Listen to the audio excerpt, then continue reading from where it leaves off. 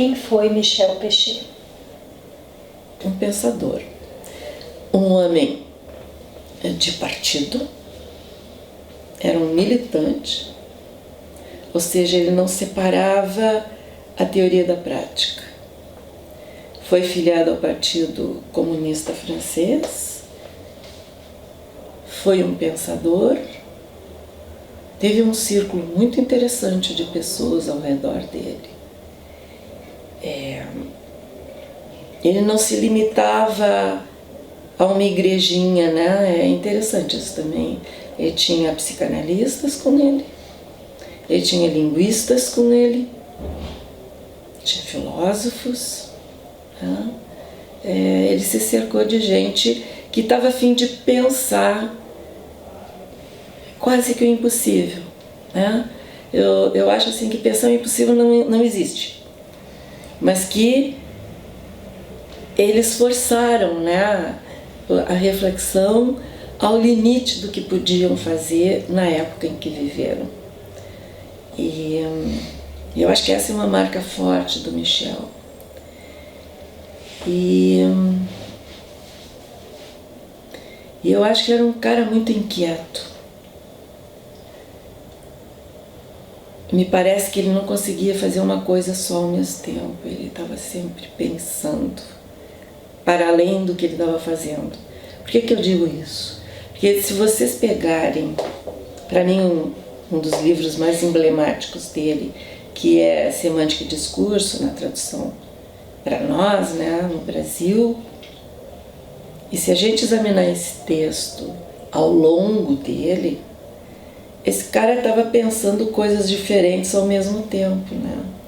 Ele vai da lógica, ele passa por outras questões, e quando ele já está dentro da AD, ele formula o pensamento sobre sujeito que ele tem lá dentro, ou o pensamento que ele tem sobre formação discursiva, evolui ao longo do livro. Isso é fantástico, né? Ele não... tem que ser um cara muito inquieto, né? E ao mesmo tempo tem que ser um cara que não está nem aí para o que vão dizer dele. Ele queria escrever daquela forma, pensar e se evoluir o pensamento, registra ali, no mesmo livro. E não são artigos dispersos, porque quando a gente está num artigo disperso, um aqui, outro ali, o teu pensamento tem o direito de progredir. Mas quando o teu pensamento está num livro, espera-se que ele seja coeso e coerente. E o texto do Pechet, em Semântica e Discurso, ele mostra uma evolução. E é um livro, não são artigos, né? Então, é por essa razão eu acho que eu penso ser o livro dele mais emblemático.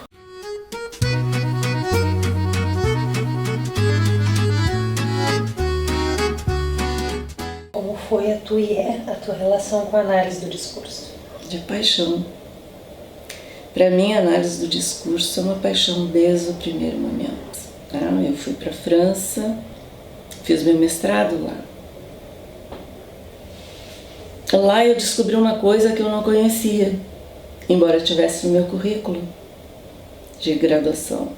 Eu descobri o que é linguística. Porque na graduação, aquilo que se oferecia na época com o título de linguística era a história da linguística. Saussure nasceu na data tal, escreveu tais livros, morreu em tal lugar e acabou. Isso era Saussure, né? Desenvolveu tais conceitos e acabou. Nunca li um texto de Saussure. A minha ida para a França, no primeiro momento, era para ser especialista de professor de francês, que era o que eu queria ser. E depois, terminado o período da especialização, eu tive a oportunidade de continuar lá. E aí eu fiz uma licenciatura em linguística. E aí eu descobri o que é linguística, descobri os autores, importantes na época. Os franceses não gostavam de Chomsky, então não se chegava em Chomsky. E quando se chegava em Chomsky, era para falar mal de Chomsky. Já desde então. É interessante isso, né? Eles prezavam muito os linguistas franceses, enfim. Quando eu fiz essa licenciatura, em seguida eu tive a oportunidade de fazer um mestrado lá. E eu fiz um mestrado interessante, porque eu era um cara que já tinha sido meu professor, Pétard, era o nome dele, Jean Pétard. E o Pétard, ele fazia uma coisa que eu nunca tinha visto antes. Ele estudava textos literários através das marcas linguísticas, mas sobretudo não de marcas claras, mas de marcas que eram mais vestígios. Sem querer eu estava começando a pensar como uma analista de discurso, que ele depois se transformou, né? Ele tornou-se um analista de discurso não pechetiano, mas um analista de discurso. Ele me pediu para analisar a obra de Claude Simon, que tinha ganho o Nobel de Literatura e que tinha uma literatura completamente diferente. O tempo passado, presente e futuro se mesclavam perfeitamente ali. Então era muito bonito o texto dele e eu saí atrás das pistas e vestígios, né?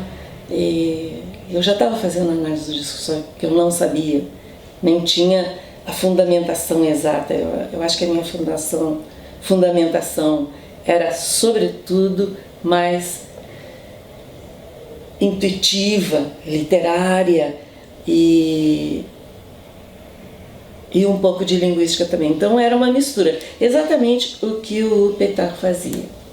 As perguntas que eu fazia não tinha resposta em fonologia, não tinha resposta em morfologia e não tinha resposta em sintaxe. E a AD abriu para mim a perspectiva de enxergar amplo, enxergar o contexto sócio-histórico, né? Eu já tinha namorado com a linguística textual, né? Eu tinha descoberto os autores que trabalhavam, e até foi um ganho muito grande quando eu descobri, porque afinal tinha ali um olhar que não se reduzia mais a uma frase, mas a um texto. Mas o que me interessava mesmo era poder olhar mais amplamente. E foi o encontro com a AD que me proporcionou isso, né? Então, para mim é uma paixão ainda. E eu acho que nunca vai acabar.